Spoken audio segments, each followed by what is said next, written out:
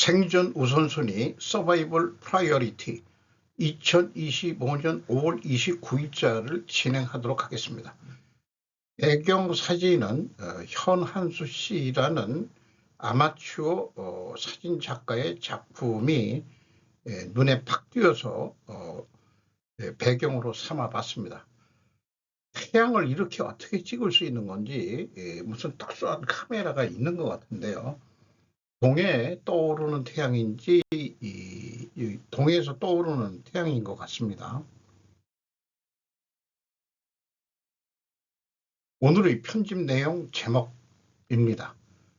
이재명 후보 반일 또 대선 일주일간 지지율 급락 속에 숨을 수 없는 조바심. 반일 정상 서틀 외교 늘린다 야당 이씨 브레인 회견 한국 대통령 선거. 버블 붕괴도 리먼 쇼크도 아니다. 경제대국 일본이 겁에 질린 채 일어설 수 없는 진짜 이유. 이스라엘 영프의 8국가 인정시 서한지구 합병 위협. 서울 중구 노후상가 화재 을지로 사가에서 상가 사이 전면 통제. 다닥다닥 114개 점포 을지로 화재. 진압 4시간째 난항. 쿠르스크 탈환한 우크라 국경마을 이단 점령. 완충지대 조성 본격화. 한수원 원전 정비자재 재고관리 프로그램 확대. 안정. 이재명 후보 반일 또 대선 일주일간 지지율 급락 속에 숨을 수 없는 조바심. 히라이 토시하우라는 사람이 제이빗 프레스에 기고한 내용입니다. 김 씨의 추격도 있지만 그보다 오히려 이 씨의 지지율 하락이 더 두드러진다. 경제의 무지에 들통이 난 지난 16일 지방 유세 때 닭을 고아 팔아도 3만 원 이익밖에 안 나는데 커피 한 잔에 8만 원에서 1만 원을 받는다. 원가는 120원이었다라고 발언. 이것이 요식업계 관계자로부터 시장의 실태를 전혀 무시한 것이라고 하여 반감을 샀답니다. 사법 리스크. 학생들로부터 선생님은 한국인이 아니니 부럽다는 말을 듣게 된 것이다. 과거 주한 일본 대사를 지낸 무토 마사토시가 퇴임 후 한국인으로 태어나지 않기를 잘했다는 저서를 펴내자 제목이 혐한이라며 한국에서 비난의 폭풍이 몰아쳤다. 외국인이고 선거권이 없는 내가 부럽다는 것은 그런 셈이다. 하지만 막상 투표율이 다가오자 그런 의욕이 있는 사람을 대통령으로 만들면 안 되는 게 아닌가 하는 생각을 하게 됐다는 것이다. 젊은 학생들 2030이 그렇게 생각을 혼내는 거죠. 사법 리스크는 대선 과정에서는 물론 선거 이후에도 한동안 지속될 수밖에 없다고 분석했다. 그것을 짐작한 것일까? 이 씨에게도 초조한 기색이 역력했다. 반일 발언의 부활이다. 다시 반일 기미. 지방 유세 중인 25일 침략 사실 자체를 부정하는 일본과 싸울 것은 싸우는 한편 경제 안보 협력 문화 교류는 해야 하지 않겠냐고 말했다. 히라이 토시하루 전문은 한일을 중심으로 하는 그 동아시아 그 전문가라고 합니다. 한양여대 조교수로 국내에서 활동을 하고 있는 일본인 교수로 이네요. 한양여대. 그래서 학생들이 외국이니까 선거권이 없으시니까 좀 편하시겠어요. 자기네들 고민이다 이런 얘기죠. 우리 젊은 세대들이. 이런 얘기네요.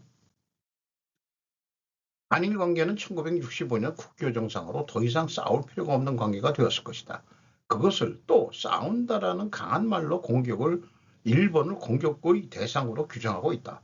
설마 러시아처럼 무력으로 공격하지는 않겠지만 그래도 이 말은 결코 온순하지 않다. 전반에서는 반일을 내걸고 일본을 싫어하는 유권자로부터 지지를 견지하는 한편 후반에서는 젊은 세대를 중심으로 하는 일본을 좋아하는 유권자의 도입을 노리고 있는 것이다. 더불어민주당도 초조해하고 있다. 대법원에 대해 준 주목을 내린 것이다. 대법원 판사의 대폭 증언과 법조계 이외의 인물의 임명을 가능케 하는 개정안을 국회에 제출했다. 하지만 이에 대해서는 법치주의나 상권 분립을 흔들 수 있다는 진보 지지자들의 비판을 받아 법안은 철회됐다.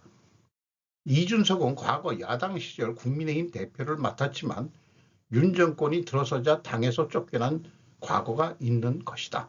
게다가 김문수 씨와는 정책이 크게 다르다. 이렇게 기고를 했네요.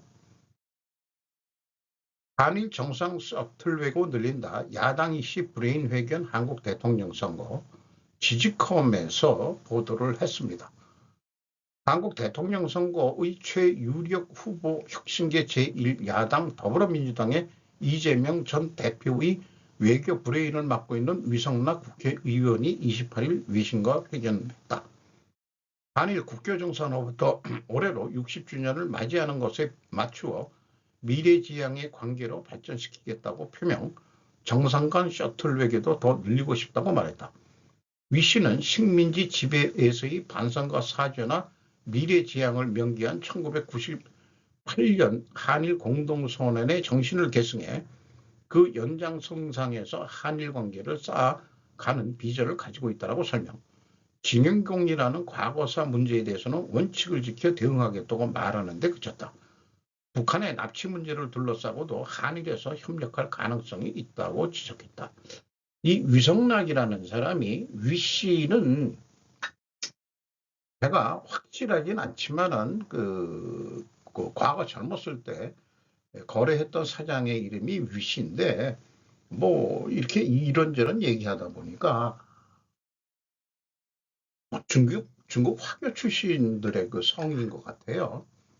또 이 위성락 씨가 또 아마 그 중국 대사까지 했던 사람으로 알고 있는데 친중계 인사로 저는 인식을 하고 있습니다. 버블 붕괴도 리먼 쇼크도 아니다. 경제대국 일본이 겁에 질린 채 일어설 수 없는 진짜예요. 일본에서는 많은 어떤 지식인들이 이렇게 일본의 장래를 걱정하는 기고들을 많이 하고 있습니다. 야마시타 아키히로 프레지던트 온라인에서 보도를 했습니다. 일본 기업의 99.7%를 차지하는 곳은 중소기업이다. 경영 상태는 심각하고 대기업과의 차이는 과거 최대로 벌어지고 있다. 이러다 잃어버린 40년 돼버린다. 대기업의 대부분은 최근 몇 년 동안 엔화 약세 달러 강세 덕분에 큰 이익을 올렸다. 1986년에는 533만 개나 있던 일본의 중소기업이지만 지금은 250만 개 정도까지 줄어들었다. 중소기업 차입금이 불어나고 있다. 이런 얘기고요. 저는 잃어버린 30년 동안 세무사로서 많은 중소기업을 회계 측면에서 지원해왔다. 네 곳 중 한 곳은 채무초과, 게다가 TKC라는 어떤 그 단체가 통계단체가 있는데 데이터로는 자기 자본 비율이 50% 이상인 회사는 전체의 36.7%에 불과하다. 한편 채무초과 기업이 25.8%나 있습니다. TKC 경영지표 웹바스트 2025년 1월 30일 공개. 저는 개인적으로 반대인 이자 부채 레버리지율로 산출합니다. 부채 비율이 얼마냐 이거를 봐야 되겠죠. 엉터리 회계 처리를 하고 있는 분식이라는 용어를 안 썼습니다. 불성실한 회사도 많이 있기 때문에 일본 전체로 보면은 더 많은 회사가 B2가 되어 있는 것이 틀림없습니다. 시작은 리먼 쇼크였다. 이때 많이 그 기업들을 지원한다고 차입금을 대출을 쉽게 많이 해줬다 이런 얘기입니다. 게다가 2011년에는 그 동일본 대지진이 발생, 이것도 많은 중소기업에 타격을 주었기 때문에 조건을 충족하는 기업에 몇억 원을 직접 대부하는 동일본 대지진 부흥 특별대부라고 하는 제도가 만들어졌다.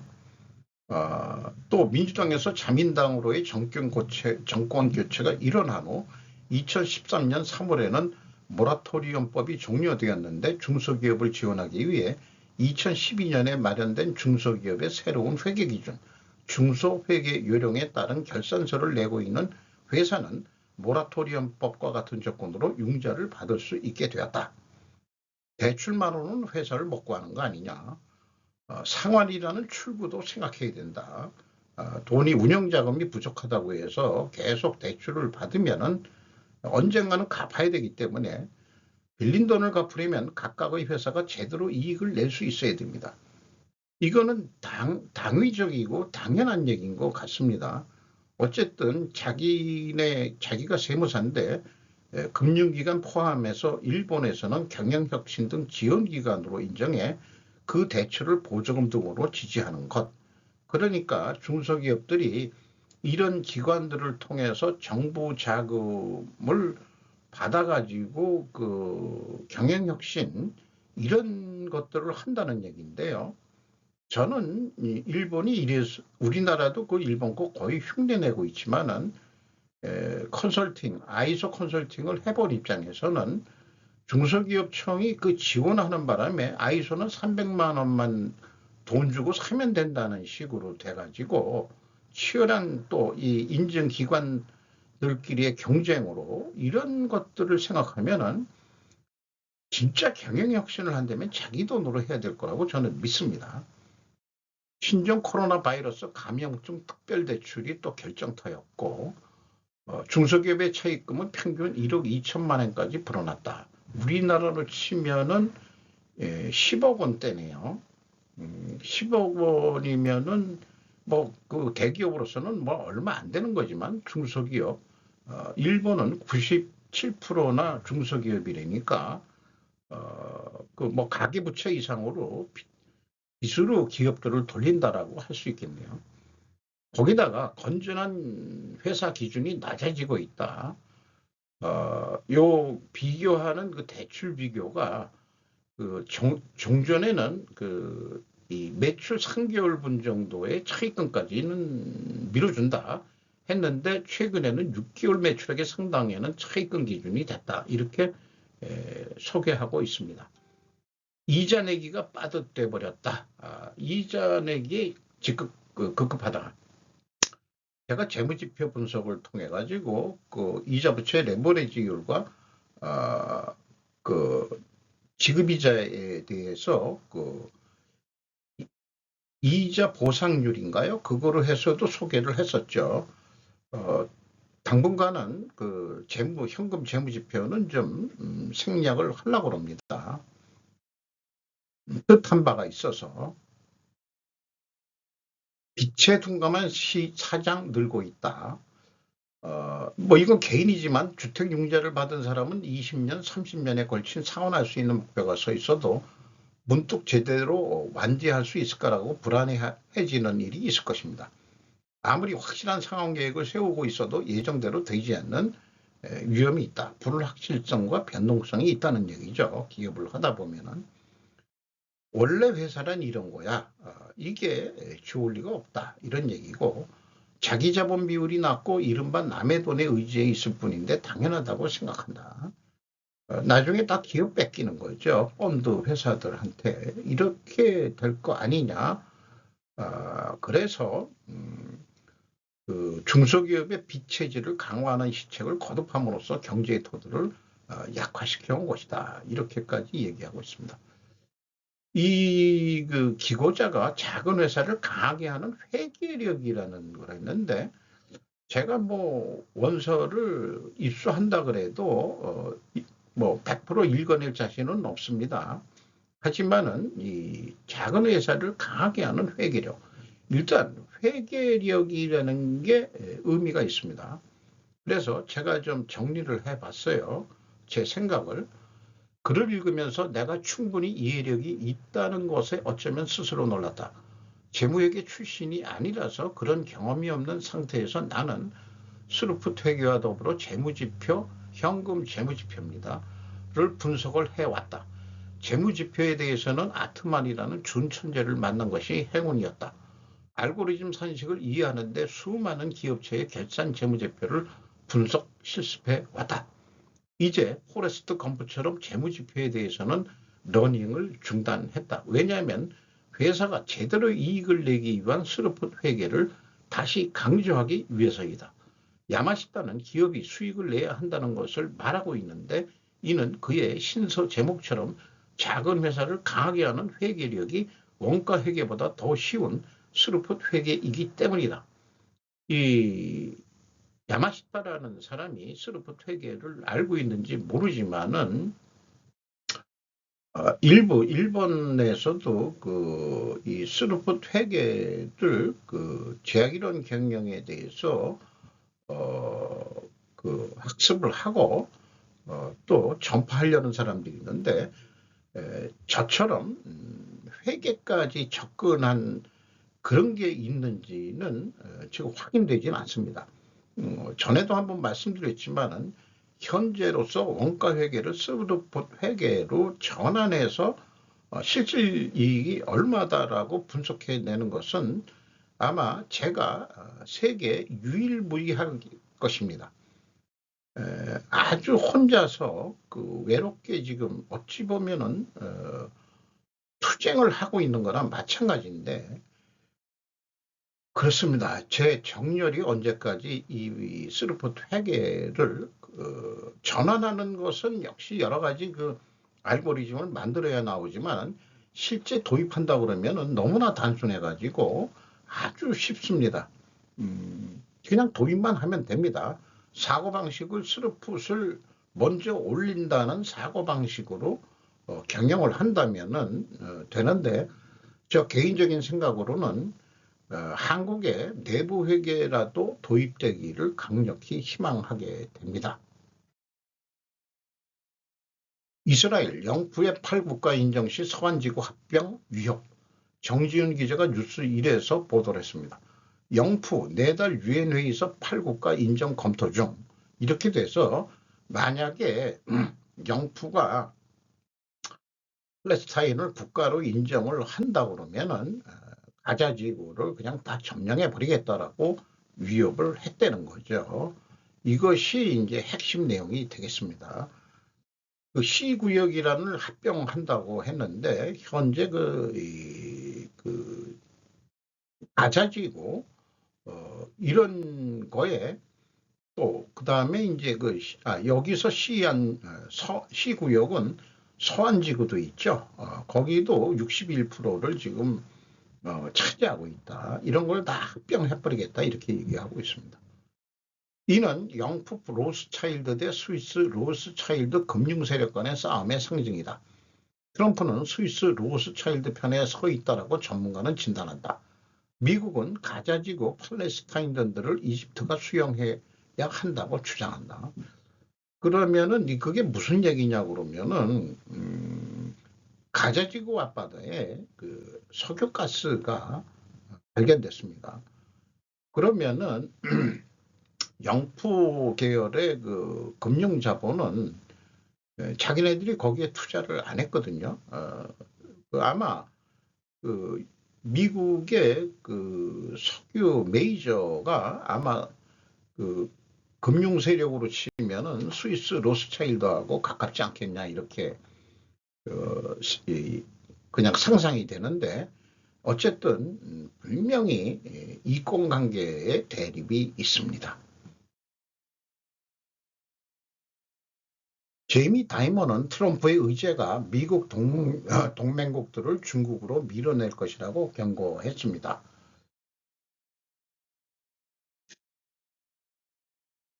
저는 개인적으로 제이미 다이먼, JP 모간이 스위스 로스차일드 계열이라고 보고 있고 골드만삭스는 영프 로스차일드 계통이라고 알고 그렇게 인식을 하고 있습니다. 이름들을 바꿔가지고 잘 모르지만은 어쨌든 이 JP 모간과 골드만삭스는 대한민국 외국인 투자의 쌍대 그룹으로서 눈에 상당히 많이 띕니다. 그린란드는 이미 채굴 투자를 위해 다른 것을 찾을 수 있다고 말합니다. 엘리너 프링글이 포춘지에서 5월 28일 보도한 내용입니다. JP 모건 체이스의 CEO 제이미 다이어먼은 죄송합니다. 트럼프 대통령의 외교 정책에 대한 불안감이 커지는 가운데 그린란드와 같은 외국 정부는 투자 동맹을 제고하고 중국과 같은 대안을 고려하고 있습니다. 라고 하지만 다 읽어보면은 그래도 그린란드 쪽에서는 유럽과 미국이 투자해 주기를 바란다. 기왕에 관심이 된 거니까 뭐 동토 그 얼음의 나라지만은 기왕이면은 그 그린란드의 비즈니스 및 광물자원부 장관 나자 나타네일슨 이라는 사람인데 전체 인구가 뭐 5만 8천 분이 안 되는데 여기에 뭐 장관이라고 해봐야 뭐 그렇지만은 어쨌든 그린란드가 북극 이 패권의 핵심적인 그런 위치로 될 것 같습니다. 어쨌든 개인적으로도 그 중국이 거기까지 가서 자원 확보를 하는 것보다는 뺏길 수는 없는 거죠. 그러니까 러시아는 지금 아직 그럴 형편이 안 되는 거고, 그러니까 미국하고 협력이 돼야 되지 않겠냐. 저도 그렇게 생각을 합니다. 서울 중구 노후상가 화재, 을지로 사가에서 상가 전면 통제했다. 이런 그 사진으로 뉴스가 보도됐는데요. 어쨌든 재개발 지역으로 되어 있는데 음모론으로 치면 중구 도심 재개발 촉진으로 방화 가능성. 왜냐하면 여러 가지 그동안의 경험 뉴스를 보면은 재개발하는 지역이 물론 화재 위험성도 높은 지역이긴 하지만은 그 상당히 많이 그 화재들이 많이 일어난 다음에 그 급속히 재개발이 진행됐던 그런 그 재개발 그 뉴스들을 접했던 게 기억이 납니다. 그걸 뭐 다 검색해서 찾아볼 수는 없지만은 화재가 종종 일어났다는 거죠. 재개발 지역에. 요거는 뭐 영화에서도 많이 그 소재로 쓰고 있는 건데 화재를 익혀가지고 촉진을 한다. 재개발하는데 이제는 강제 수용이라는 게 없고 재개발 업자가 그 점포를 사든지 땅을 사든지 그런 식으로 해야 되는데 나름대로 생업을 위해서 하던 그런 점포들을 팔고 나간다 그러면은 이렇게 화재가 나면 어쩔 수 없이 비싼 돈을 준다고 생각해가지고 협상을 해서 이 그 땅을 다 확보해가지고 재개발로 해서 돈을 버는 부동산 업자들이 뒷배경에는 존재할 수도 있다고 보는 거죠. 다닥다닥 114개 점포 울치로 화재 진압 4시간째 난항. 방보경 기자가 2대1리에서 5월 28일 오후 7시네요. 거의 이제 뭐 잡혀가지고 물을 그 빌딩에 쏘고 있는 장면입니다. 이게 화재들이 번져가지고 옆 건물에도 넘어가고 막 그랬기 때문에 을지로 그 3가 4가가 완전히 그 도로 통제가 돼가지고 또 연기가 그 지하도까지 내려와가지고 냄새가 매캐하게 그렇게 됐다는 얘기도 하고 있습니다. 일부 거기 이 점포에는 다량 가연물이 내부에 존재하고 진멸과 협소에 초진까지 시간이 많이 걸렸다라고 얘기를 하고 있습니다. 쿠르스크 탈환한 우크라 국경마을 이단 점령 왕충지대 조성 본격화. 이런 이 러시아가 쿠르스크 지역에 공격해가지고 자기네가 우크라이나 지역을 더 확대해가지고 우크라이나한테 뺏긴 거 탈환한 데다가 더 확대해서 평화협정, 휴전협정이 이루어지면 완충지대를 만들려고 그렇게 하는 것 같다. 이런 얘기입니다. 최석진 기자가 위키리스크에서 보도한 내용입니다. 우크라 전력 분산 목적 분석, 평화협상 지뢰 때 활용 가능성 이런 게 목적 아니겠느냐 이렇게 보도를 했습니다. 한수원 원전 정비자재 재고관리 프로그램 확대. 나혜윤 기자가 뉴스원에서 5월 29일 날 보도를 했습니다. 글로벌 공급사와 효율적 자재 조달 안정성 강화 협력 논의. 한수원은 경주 히코에서 주요 공급사 재고관리 프로그램 확대 설명회를 개최하고 글로벌 원전자재 공급사들과 정비자재 조달 효율화 방안 및 협력 강화 방안을 논의했다고 29일 밝혔다. 그래서 이틀간의 행사에 그 한국을 포함한 미국, 유럽, 캐나다 등 세계 각국의 원전 정비자재 17개 공급사 임원진 등 약 100명이 참여했다. 여기에 원전 원료도 들어가는 거겠죠? 원전 원료도 그렇게 생각이 됩니다. 한수원은 현재 일부 공급사가 시행하고 있는 재고관리 프로그램을 주요 계약업체까지 확대할 예정으로 행사에는 재고관리 프로그램에 대해 소개하는 한편 앞으로의 확대 방안에 대한 설명을 했다. 재고관리 프로그램은 수요를 예측해 원전 정비자재를 공급사 창고에 비치해 뒀다가 수요 발생 즉시 공급함으로써 재고를 최적화하고, 이런 게 자동차 회사에서도 많이 했는데 자기네들은 재고를 안 가져가고 그 공급사가 재고를 안 하라. 그럼 공급사는 재고에 돈이 묶이게 된다는 얘기거든요. 이거 그러니까는 서로 윈윈하려면은 이 프로그램이 공급사는 손해를 봐라, 이런 얘기인지 그게 의심이 되는 거죠.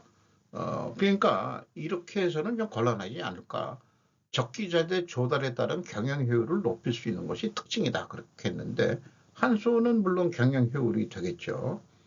돈도 적게 쓰게 되고 자재를 확보해가지고 쓸데없는 재고를 많이 가지고 있게 되는 거, 그런 거를 지향하겠다는 게 한수원의 목적이겠죠. 기존에는 주문 후 계약, 제작 후 공급 등의 절차에 따라 장시간이 소요됐던 자재 확보 과정을 크게 단축했다. 이에 따라 공급사들은 연간 수요를 미리 예측할 수 있고 안정적인 매출 확보가 가능할 것으로 기대된다라고 보도를 했습니다. 자, 이거는 저도 그 장치 산업에서 그 일을 했었기 때문에 그 경험이 좀 있습니다. 전선화된 프로그램일 것이다. 수요 예측은 단연간의 정비자재 물량 데이터가 확보되었을 것이고 한수원 1차 벤더, 2차 벤더까지는 확대되어야 제 기능을 발휘할 수 있을 것이다. 수요 예측 물량은 일정 부분 전산 프로그램을 공급사와 공유해야 가능할 것으로 예측된다. 100%는 노출이 안 되더라도 주문 물량이 어느 정도 언제 예측이 된다라고 전산으로 뿌려줘야 될까. 전 세계의 공급사가 있으니까. 그런 프로그램이면은 분명히 뭐 영어로 되어 있어야 될 것이고요. 그래서 이런 이유를 우리는 TPM 활동을 한다. 그 토탈 프리벤티브 메인테넌스라고 해가지고 그거 벌써 수십 년 전부터 일반 장치산업업체들은 정비라는 게 그게 뭐 급격히 갑자기 일어나는 게 아니고 어떤 업종마다 특이하게 일정 기간에 정비를 해야 되는 일들이 발생하기 때문에 수년간의 데이터를 집계한다 그러면은 예측은 확실히 쉽게 나올 수 있는 거죠. 이건 뭐 그렇게 복잡한 것도 아니고요. 어떻게 생각하면은 엑셀 시트 가지고도 관리할 수 있는 그런 내용일 겁니다. 저는 그렇게 생각합니다. 스루폿 회계를 분석하면서 그 재고, 이 보통 그 재고 자산 이런 것들은 이제 저장품 계정으로 되어 있는데 저는 주로 그 제품, 상품, 제공품 이런 쪽으로 이제 그 매출 원가에 반영되는 거지만은 일반 이런 그 보수 자재, 정비 자재들은 유지 보수비로 그 비용으로 떨리죠. 그런 거 그렇게 되니까 한수원이 그 1분기에 실적이 어땠는지 한번 또 궁금해지네요. 비상장 기업이지만은 아마 규모가 있기 때문에 했을 겁니다. 그 공시를. 또 한번 또 궁금해지네요. 얼마나 그 잘하고 있는지 한번 보고 싶네요. 반정. 뭐 드라마 제목은 잊어버렸습니다만은 여기에 체크인 한양이라고 되어 있네요. 그, 야, 이게 뭐 어떤 그 여배우 여주인공은 아닌데 상단의 2인자 쫓겨난 2인자가 쫓겨났다가 다시 복귀해가지고 이 삭가 쓰고 들어오는 건데 이쁘네요. 저도 아직 남자니까 그 시각 매화가 누군가와 함께 용천루에 도착하는데 어, 뭐 상감을 만났는지 누구를 만났는지 의주상단 단주라는 말은 단주라는 자는 믿을 만한가. 그러니까 한양에 즉 의주면은 신의주 쪽이겠죠. 신의주 상단을 대들고 왔다. 믿음으로 일을 하는 자들은 아닙니다. 그저 실리를 쫓을 뿐이죠. 이런 표현이 다가옵니다. 안정을 하려면 역시 자금이 필요하죠. 돈이. 현재나 과거나 정치와 경제는 즉 정경유착 없이는 반정이 성공하기는 힘들다.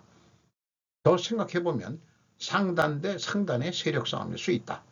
현대로 치면 재벌 대 재벌의 세력 싸움일 수 있다. 확대하면 글로벌 금융자본 대 또 다른 글로벌 금융자본의 대립일 수 있다. 예를 들면 JP 모간 대 골드만삭스로 비유해 볼 수 있을까라고 생각을 해보는데 우리나라에 미국의 그 글로벌 금융자본이 들어와서 상당히 잘 나가는 기업들에 골드만삭스도 투자를 하고 JP 모간도 상당히 투자를 하고 있는데 골드만삭스는 전에는 그 친중적이었다고 지금도 친중적이라는 걸로 알고 있고 JP 모건도 중국에는 투자를 하지만은 아마 반중은 아니겠지만은 나름대로 이 JP 모건이 현재 한국 주식시장에 많이 눈에 띄는 것은 중국에서 자본을 많이 좀 뺀 것 같아요. 그게 일본으로도 갔겠지만은 한국 투자도 많이 이루어지는 것 같습니다. 저는 그렇게 랜덤에서 샘플해서 기업들을 해보지만은 네이버 검색에서 외국인 지분율을 보면은 거래가 있을 때만 외국인 이름이 외국인 기관이 뜨는데 최근 작년부터 눈에 띄는 것은 JP 모건과 골드만삭스 그다음에 모건 스탠리 뭐 이런데 물론 UBS라고 스위스에 있는 펀드 이름도 자주 눈에 띄고요. 그러니까 유럽계 자본은 우리나라에 크게 많이 안 들어와 있고 만약 들어와 있다 하더라도 잔잔한 것만 들어와 있는 거고 주식시장을 주로 움직이고 있는 것은 미국계 자본으로 알고 있습니다. 그런 미국계 자본들이 한국이 중국한테 맥히는 것을 두고 보겠느냐? 절대 아니라고 봅니다. 저는 그렇게 생각을 해요.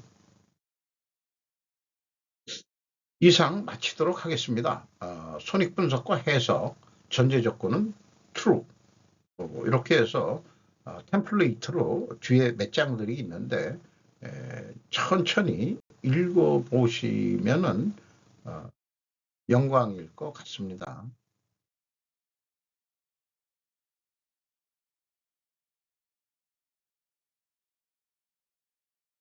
이상 마치도록 하겠습니다.